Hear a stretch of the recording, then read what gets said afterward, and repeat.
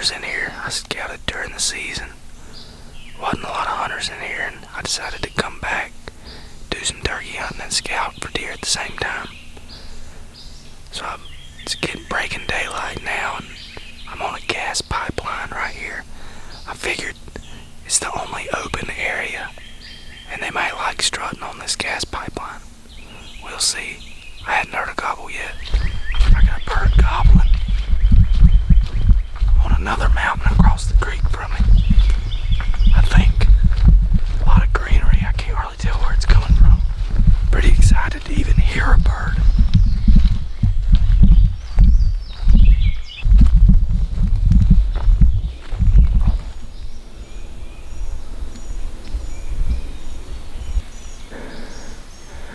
I think he's up this mountain somewhere. Just gonna give it a minute till he gobbles again before I move. With all the leaves on the trees, he could be pretty close.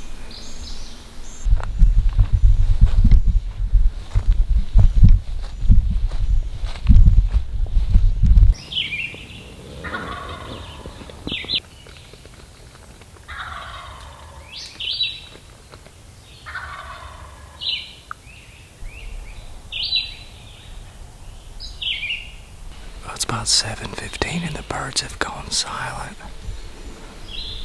I know I'm in here close to them. I'm gonna run into the line somewhere right in here. I don't know how far it goes down this creek bottom, but I just heard him. He's 300-400 yards in front of me down here. I'm gonna go over this hill and see if I can get close to him. There's scratchings all along this hillside. Well, I have fully lost the birds. I think there were 3 in all by themselves, different locations. But now I'm down into a bottom. There's a big creek down in front of me, and I think that's the public line. I hadn't seen any signs yet or markings on any trees. So it's about 7:30. I haven't heard anything in 20 or 30 minutes. But last time I heard, it sounded like they were in here. One of them was. So I'm just gonna hit the call one time and just see if I get an answer.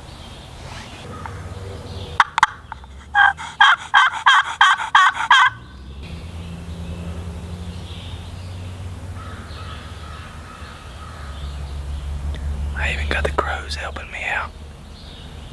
These birds must have been pressured pretty heavy over the past 2 or 3 weeks. I was hoping this area hadn't been hunted, but there's a farm down here below me somewhere, and they've probably been in here hunting it.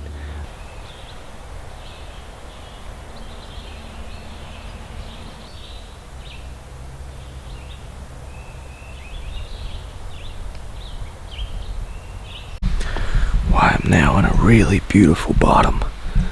I just saw the public line over here to my right, about 150 yards. So I know I'm on public. But it's really pretty. I think this is where I heard last place I heard that second bird this morning. It's a lot of greenery down in here, a lot of cedar, and there's a heck of a lot of rubs in here on these cedars. So I might do a little scouting right here for the next hour or so and see if one of those birds randomly gobbles. I got turkey scratchings everywhere in this bottom. It looks good. I found a couple of stands down in here, so I wouldn't consider whitetail hunting down in here because I think private land guys are coming over onto the national forest. I know I would be. Now the scratching I'm looking at's a couple days old before it rained yesterday. So, but look at this.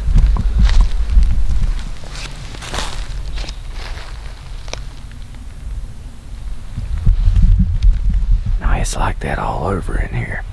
That tells me they're in here a lot. I have come full circle.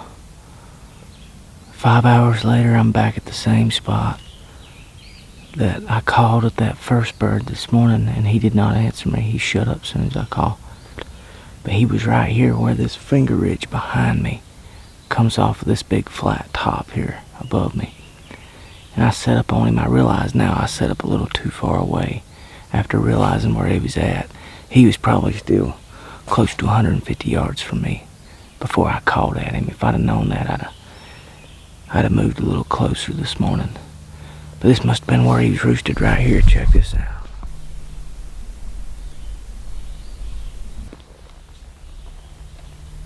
As soon as I said that, I heard him gobble down here to the right. He's in that bottom down to my right, but he just gobbled. That's the first gobble in 4.5 hours.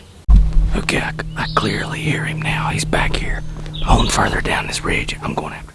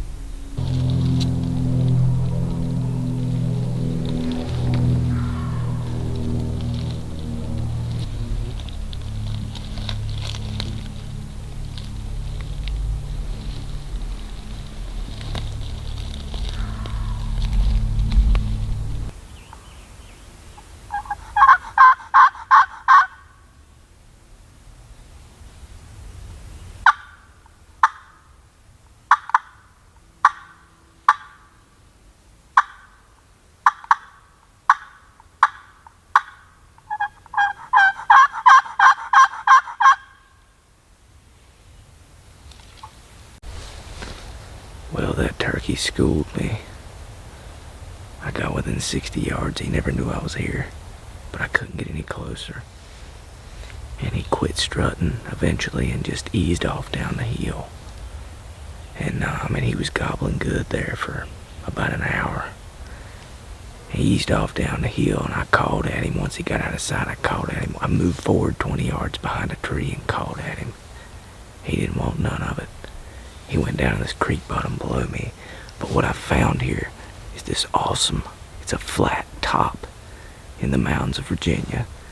And he's just strutting across this whole flat top and gobbling his head off. So I about know where he's going to be tomorrow. I just didn't know this area very well.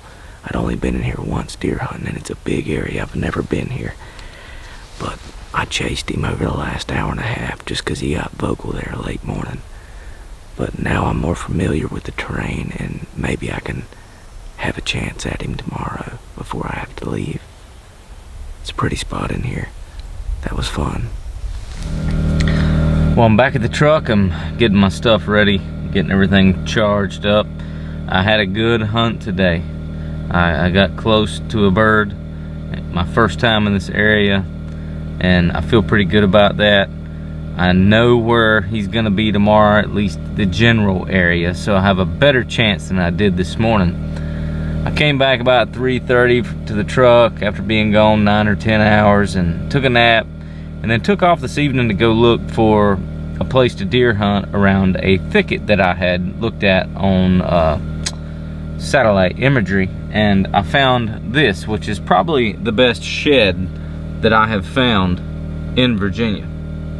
Definitely the best brow tines. So check this out. This shed here has a brow tine that is 6 inches tall, and then he's got a split brow in front of that. So I don't know if you'd call that 2 or 3 brow tines, but he's a nice deer. I'd love to take this deer. Don't know if I'll get lucky enough to do that, but that was worth coming up here and coming turkey hunting just to find that shed. So pretty tickled. I'll probably be coming back and doing some deer hunting here. Not a ton of deer sign, not as much sign as other areas that I've been, but with that deer in the area, it would probably be worth my time to come back up here. So hopefully I'll get a bird in the morning. We'll see.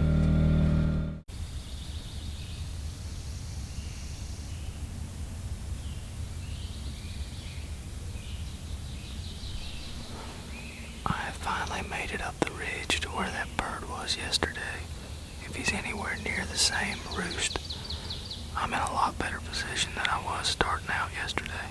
Now I'm on a little saddle. I snuck up a creek that goes to a saddle so that I wouldn't make any noise on the ridge tops.